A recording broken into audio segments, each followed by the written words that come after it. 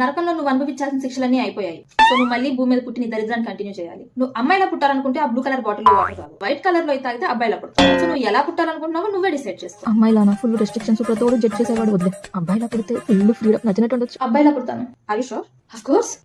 నీ నచ్చితేనే జాబ్ చేస్తాను లేదంటే ఇంట్లో కూర్చుంటాను అనే స్కోప్ లేదు. బల్లిని చూసి పిల్లిని చూసి భయపడతానంటే వస్తారు. భయాలు ఇన్సెక్యూరిటీస్ అని నీ లోపల నువ్వు దాచుకుని యాగాలి.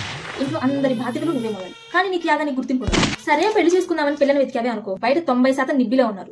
ఆ మిగతా 10% కొంచెం మెచ్యూర్డ్ గా ఆలోచించే అమ్మాయిలు ఉన్నారనుకో, వాళ్ళు వస్తే లక్కీయే. ఇన్ కేస్ ఆ పిల్ల నిబ్బి చేతిలో పడ్డావే అనుకో, వాడు చెప్పేది నువ్వు వినాలి, అది లవ్. నువ్వు చెప్పేది వాళ్ళని వినమంటే అది డామినేషన్. ఎంపతి అనే ఒక పదం ఉంటుందని కూడా వీళ్ళకి తెలియదు. సరే ఇదంతా పక్కన పెట్టు. బాధలన్నీ గుర్తొచ్చి ఏడుద్దామంటే నీకు ఏడ్చేసుకోపు కూడా లేదు. Because your A man. అసలు నీ గూడి వినేవాడే ఉండడు. నీ తరపున చట్టాలు లాయర్లు సొసైటీ ఏది నిలబడదు.